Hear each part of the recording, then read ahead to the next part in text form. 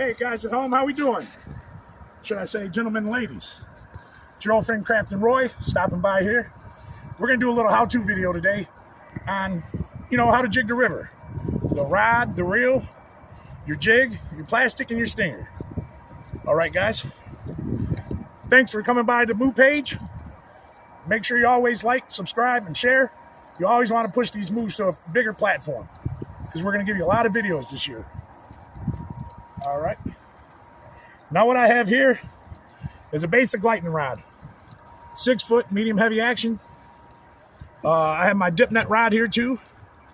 This is the dip net ripstick. Let me show you this one.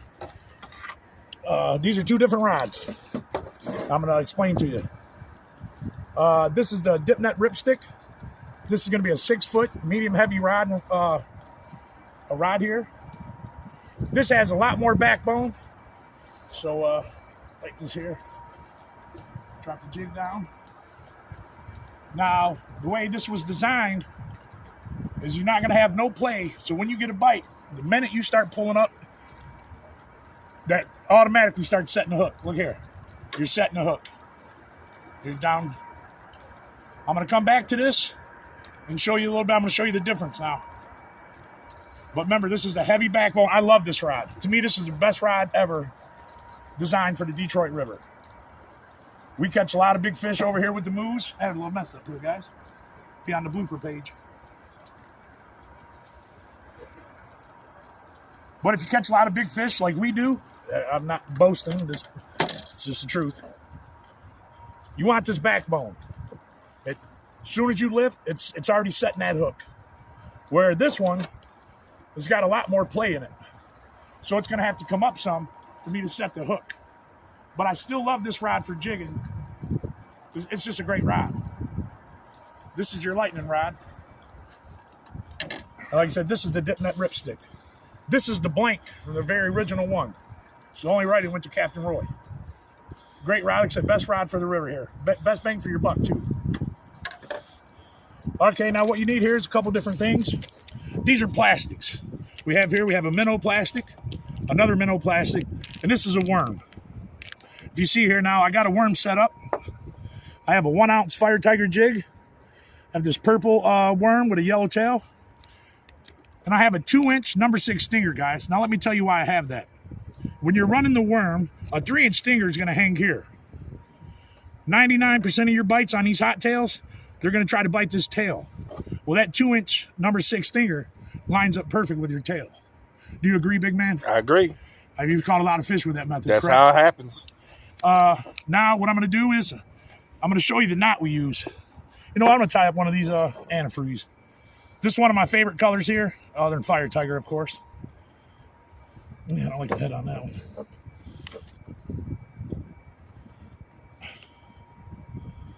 Boy, that one's fresh and crispy. You ain't lying, straight out of the net there. Thank you to the wife who paints them. Oh. All right, guys, now what we run, I'm going to show you the line here. Give me 1 second here. Let me get a little line out. Of course, go opposite way for me. I'll run it back through the line here. What I have on this is an 8-pound fire line. To me, is the best line. If you get a 6 to 8 pound fire line, is the best line out here on the river. You're fishing a lot of ricks. You're gonna a lot of rocks. You're gonna come across a lot of snags. You'll be thankful that you're using this fire line. I'm just gonna tie the old polymer knot. So I'm gonna double my line. I'm gonna come right through the eye here. Bring this other one through. Now what we do is we come through like this. Bring this in through your loop. Oh, come on now. I got banana hands, guys. You're gonna grab this loop here. Am I blocking all of the camera wheel? Come on. Oh, pinch nerves don't help, but we're gonna get through it. Lord have mercy, boys. I've never had this much problem tying a hook. All right, we're gonna get this loop here. We're just gonna come right over the jig here. Remember, we got our tag line right there. So I'm gonna bring it through. And now you can cinch it, wet it a little bit before you cinch it. I don't. Where the hell the line go? Right here. Here's the tag line. Make sure this is up over that jig. Boom, bada boom, baby. Now I'm gonna grab this. This is a pimp daddy with a chartreuse tail. This is a excellent bait here. Now, see, I'm different than a lot of people. A lot of people will put that on like this. Well, you know, Captain Roy does it different here. Let me show you. So this is how the average person's gonna rig this. They put that nose right there, that hook keeper there. And that's how they run that. Me, myself, I don't do it like that. So I'm gonna give you a little secret here. I'm gonna pinch about that much off it. Give it in the water. I'm gonna come just like this. Let me get that line out of the way. Wind's not helping me, big man. But we're gonna get through. I'm gonna come straight through the middle. And me, myself, I'm gonna run it up on all the way to the bottom of the head like that. You see what I'm saying? Now, because we're running this minnow, I'm gonna come over here and I'm gonna get a 3-inch stinger, guys. You know what? Let me get my lighter, Will. Let's do away with that line.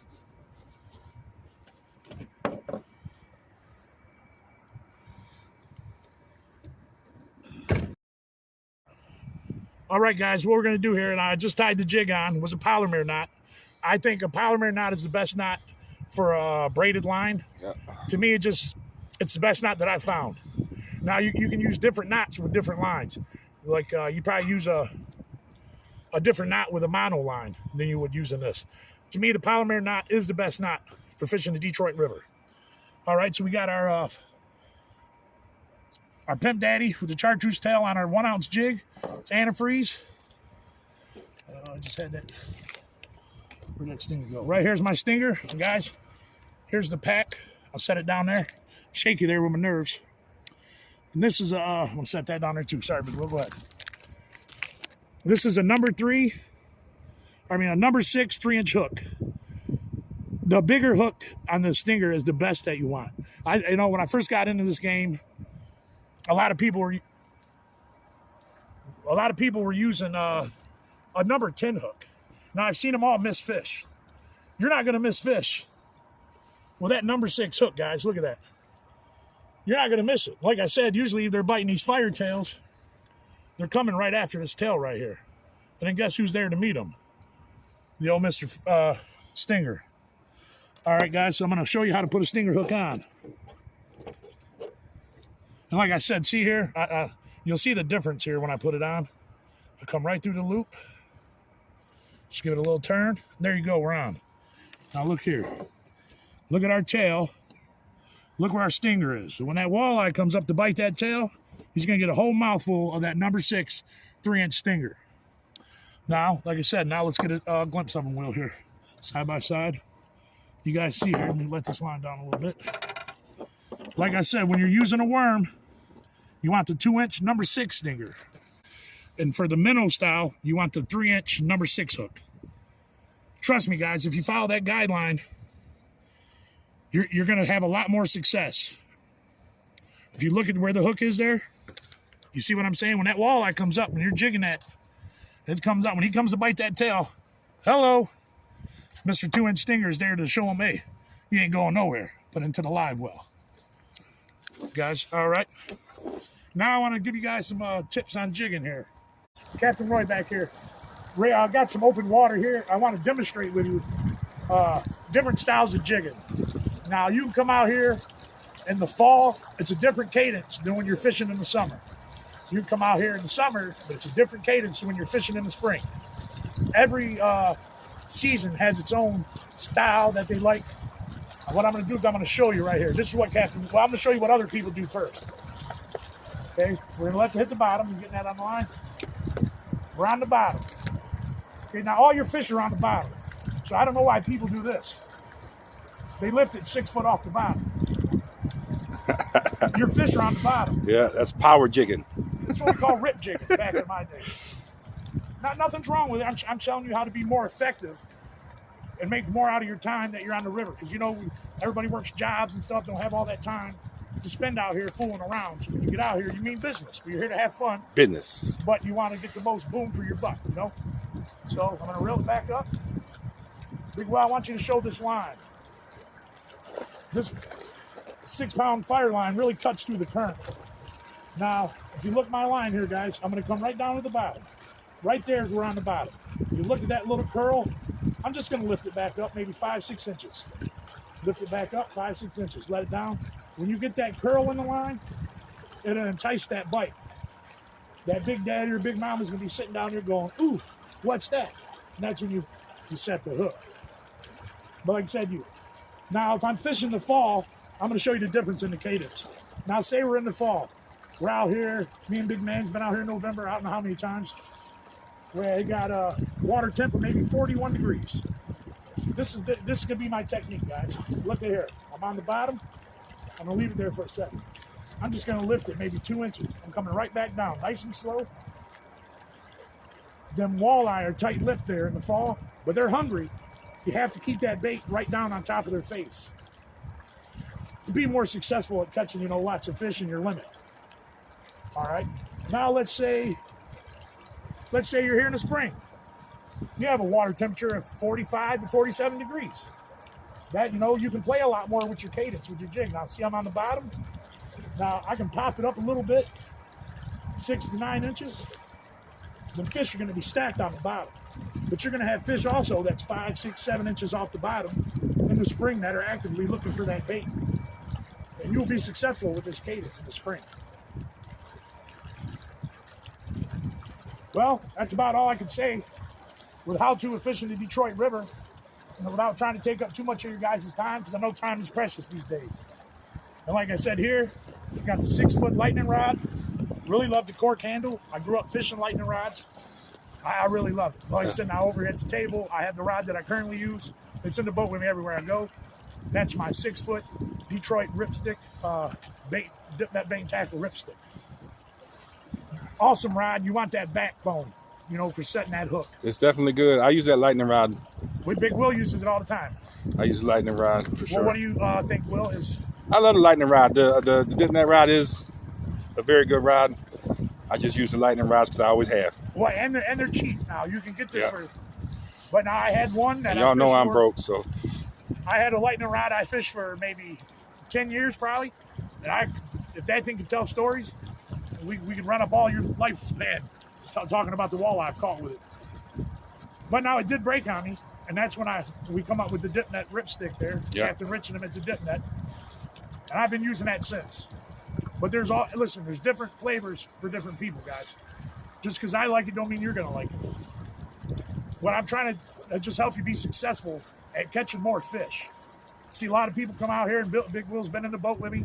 He's seen people, as soon as they see us, boom, they're right down on top of us. I don't mind it, but get behind me. Don't get in front of me, get behind me. I have no problem showing you guys how to catch them. Do exactly what I'm doing. I've given Will. How many times have you seen me give plastics? Plenty. Jigs, stingers. Plenty. Hell, even fish. Plenty. We had some guys come up from Indiana. I was working at the store. I come out here. They've been out here 8-9 hours. They had, 2 fish, Will? Yep. So me and Big Will come out, and we were pulling harness. You're going to get a harness video here shortly with a hand lining video, too. Me and Big Will come out. We make our moo drift. We catch our moo limit. The moo drift, baby. See them guys and my buddy Donnie. Moo and, limit. Another guy. I said, what's going on with Bub? How's it going? He said, well, Roy, it's not going too good. I said, what do you mean? He said, well, I've been out here for 9 hours. He said, we got 2 fish in a live well. I said, well, what are you doing? He said, we're jigging. I said, well, you need to be pulling harnesses. That water temp is 53 degrees. Automatically, the walleye are going to come up off that bottom, to about 6 to 8 inches up off the bottom there, and that's where they stay, and that's where they get their food. And that's where pulling bottom bouncers are so effective and deadly on the Detroit River. As soon as that water temp gets over 50 degrees, you can go for it. Now, you can still catch them jigging.